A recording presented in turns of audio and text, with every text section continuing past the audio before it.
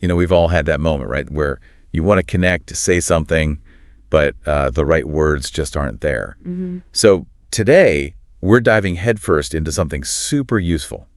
Those essential English phrases for just, everyday conversation. Yeah, think of it as a bit of a shortcut, maybe, to feeling more comfortable in those English-speaking situations. Exactly. And we've looked at some really great sources to figure out what's most important. We have. We've got a list of key phrases from LSI, some common idioms from EF, the ones that add a bit of color. Right. And also this really comprehensive collection from Janet Gerber covering all sorts of daily interaction stuff. So our mission today basically is to equip you with practical, natural-sounding phrases, things you can actually use to chat more confidently day to day. Yeah, we're trying to avoid that information overload.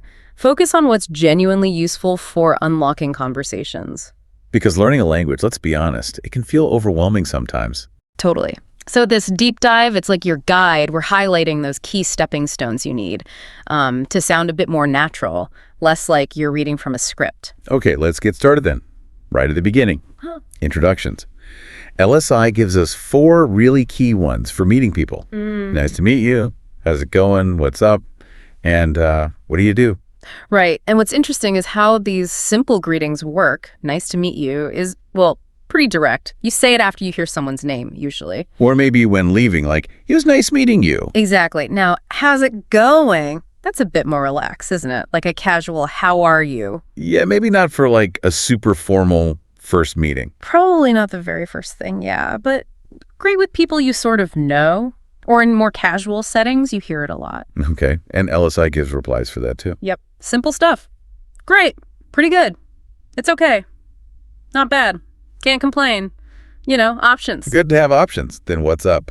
That feels even more informal. It is. Definitely more casual. And it's less about your general well-being, more just what's happening, like right now. So you don't need a long answer. No, not at all. LSI suggests things like, not much, or just studying. I'm just waiting for my class. Short and sweet. It's easy. Okay, cool. And the last one from that LSI intro list, what do you do? This one's important. Oh, absolutely key. Because, as LSI points out, it specifically means what's your job?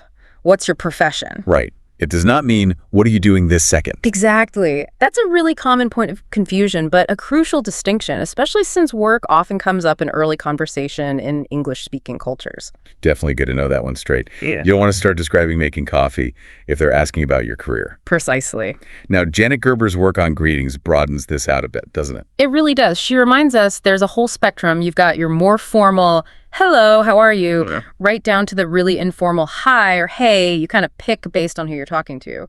Makes sense. Context is everything. And Gerber also touches on nonverbal stuff. Handshakes, waves, hugs, even kisses sometimes. Ah, right. And like she says, what's appropriate totally depends on the situation, how well you know the person. Handshake for business, maybe a hug for a close friend. You got to read the room, basically. Pretty much. Okay, so introductions are done. Yeah. But then sometimes there's that awkward silence. How do you keep it going? Yeah, that's the next hurdle. LSI has 3 good ones for this. What do you think about? How did you get into? And check this out. What do you think about? Seems useful. It's so versatile. Like LSI says, you can use it in almost any situation to get someone's opinion. And most people actually like sharing their thoughts, so it works well. Good way to draw someone out. Yeah. Okay, and how did you get into, what's the deal with that? So LSI explains to be into something just means being interested in it. Ah, okay. So the example they give is, how did you get into playing chess? If you find out someone has a hobby, it's a perfect follow-up. Shows you're listening. Nice. And check this out. It sounds pretty casual. It is. It's basically saying, hey, look at this interesting thing.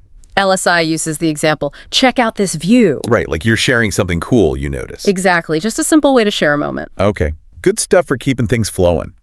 But eventually, you need to, end the conversation gracefully. Yes, the exit strategy. LSI gives us 5 for this. That sounds good. That works for me. It was nice chatting with you. Have a good one, and I'm heading home. That sounds good, and that works for me. They sound similar. Is there a difference? There is actually a subtle one. That sounds good is more for agreeing with an idea, like pizza for dinner. Yeah, that sounds good. Okay. Whereas that works for me is more for agreeing to plans or arrangements, like meet at 2. Yep, That works for me. Ah, that's a really useful clarification. Good to know. And it was nice chatting with you.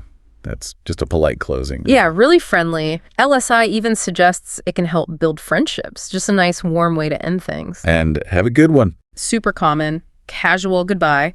Just means have a good day or have a good evening. Friendly and easy. Got it. And I'm heading home. Yeah, LSI notes that heading often means going, usually followed by a place. Like Gerber mentions, too, with I've got to get going. Exactly. It signals you need to leave. Gerber's section on saying goodbye actually gives loads more options, too. Right. She has the more formal ones, like, have a nice day. Or, it was nice seeing you again. And then the informal, bye, see you later. Yeah, and even really informal stuff like, check you later, or I'm out. So again, a whole range depending on the situation. Totally. Context, relationship, it all guides your choice. Okay, now, super important bit. What if you don't understand something? Panic sets in. Don't panic. LSI has 3 lifesavers. Could you say that again, please? What does that mean? And how do you spell that? Oh, yeah, absolutely essential. And LSI points out the right way to ask for meaning, right? It's what does something mean? Yes, not what means something. That's a really common learner error they highlight. Getting that structure right is important. And how do you spell that? Obviously crucial if you need to write something down. Or, just if you're unsure about a word you heard, totally fine to ask. And politeness always helps. LSI has some questions for that too. Yep. 3 polite ways to ask things. Do you mind if I was wondering if, and could you give me a hand? Do you mind if that's like asking permission politely. Exactly. Do you mind if I open the window? Checks if it bothers them. Then, I was wondering if LSI calls this more indirect, which often sounds more polite in English. Right, and use the past tense after it, like I was wondering if you wanted to join us. Precisely. It softens the request. And could you give me a hand? Well, that just means can you help me? Usually with something physical. Often, yeah. Like carrying something. LSI notes could is generally seen as more polite than can for requests like this. Good tip. Okay, what about just general polite phrases, things you sprinkle in? LSI gives 4 great ones. Excuse me, I really appreciate it. That's really nice of you, and I'm sorry to hear that. Excuse me is like a Swiss Army knife, isn't it?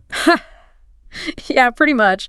Like LSI says, use it to interrupt politely, get attention, or apologize for, bumping into someone. Super versatile. True. And I really appreciate it. That's like a stronger thank you. Yeah, adds a bit more warmth and sincerity. Same with, that's really nice of you. Just acknowledges kindness. And I'm sorry to hear that. Crucial for showing sympathy. Absolutely. When someone shares bad news, it's the go-to phrase to show you care.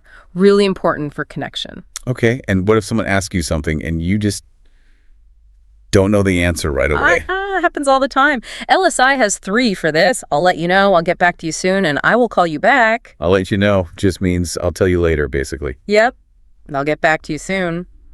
You hear that a lot with emails or maybe phone calls. Implies a slightly delayed response. Right. And I will call you back. That's specific to phone calls, obviously. And LSI points out call back is a phrasal verb. Call plus back means return a call. English loves those. It certainly does. Okay, so that's a ton of really practical, direct phrases. But you mentioned idioms earlier from EF. Yeah, so the essential phrases are, direct communication.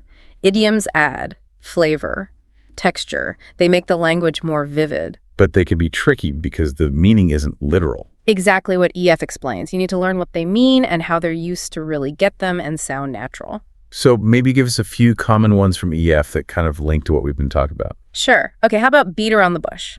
That means avoiding the main point, being indirect. Right, maybe because it's awkward. You might do that before using a direct phrase. Exactly. Or break the ice, doing something to make people feel comfortable when they first meet, directly relates to those introductions we talked about. Makes sense. What else? Make a long story short means summarizing.